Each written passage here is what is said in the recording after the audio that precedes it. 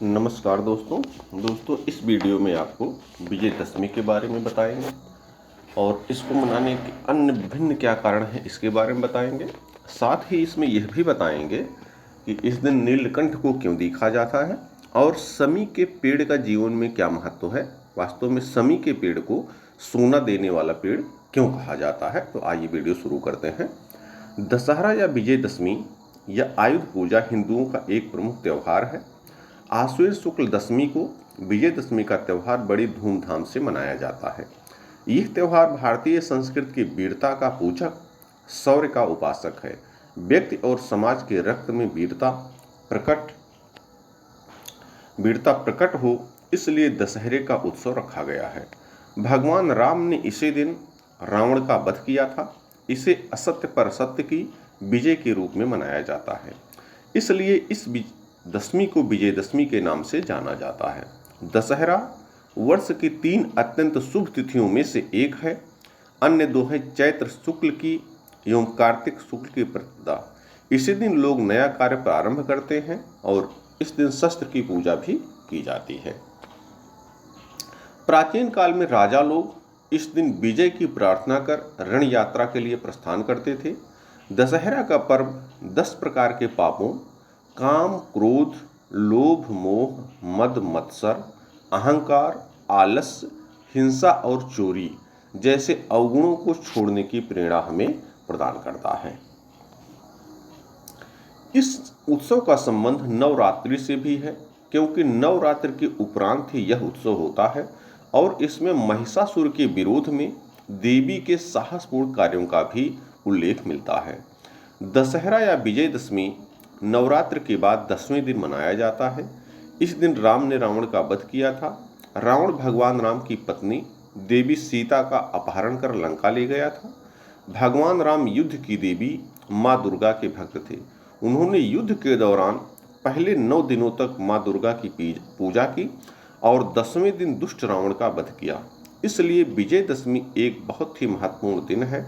राम की विजय के प्रतीक स्वरूप इस पर्व को विजयदशमी कहा जाता है। इस दिन क्षत्रियों के यहाँ शस्त्र की पूजा होती है।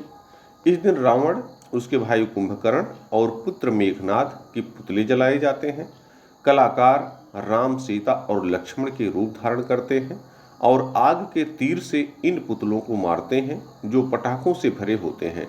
पुतले में आग लगते ही वह धू धू कर जलने लगता है और इनमें लगे पटाखे फटने लगते हैं और उससे उसका अंत हो जाता है। यह त्यौहार बुराई पर अच्छाई की विजय का प्रतीक है।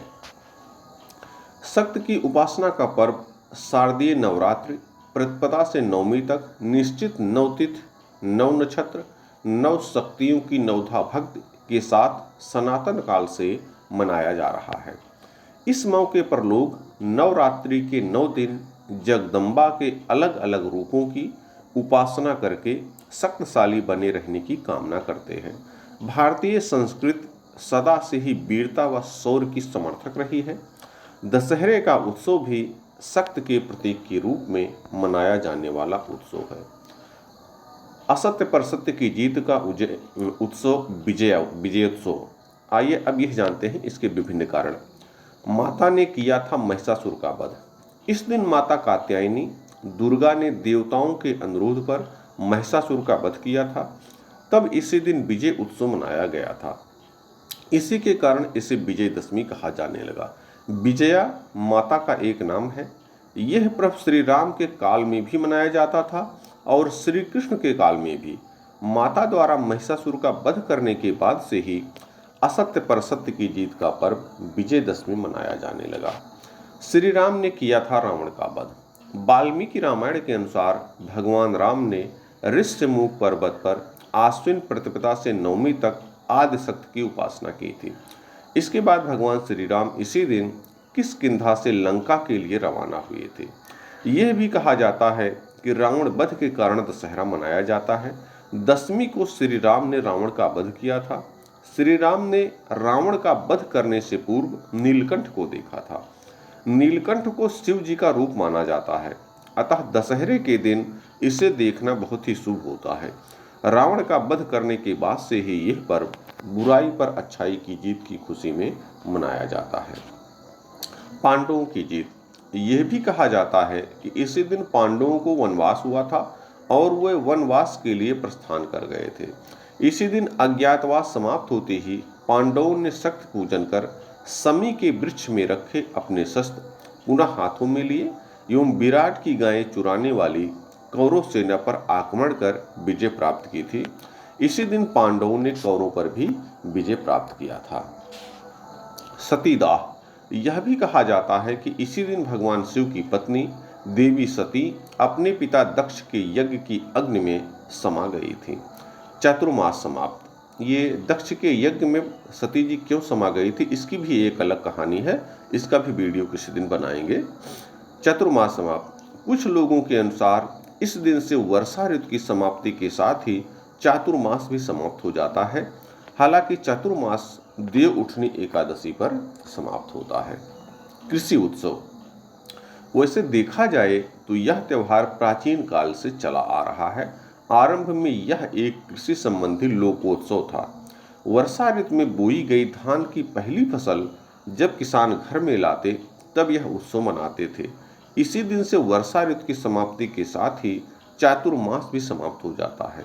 वर्षा ऋतु में बोई गई धान की पहली फसल जब किसान घर में लाते तब यह उत्सव मनाते थे। इस काल से सेहत बनाने का समय प्रारंभ होता है। आइए जानते हैं शमी का महत्व। शमी देने का प्रचलन, माना जाता है कि दशहरे के दिन कुबेर ने राजा रघु को स्वर्ण मुद्रा देते हुए शमी की पत्तियों को सोने का बना दिया था। तभी से शमी को सोना देने वाला पेड़ माना जाता है। यह भी कहा जाता है कि एक ब्राह्मण ने एक राजा से दक्षिणा में 1 लाख स्वर्ण मुद्राएं मांग ली थी, तो चिंतित राजा ने एक दिन की मोहलत मांगी।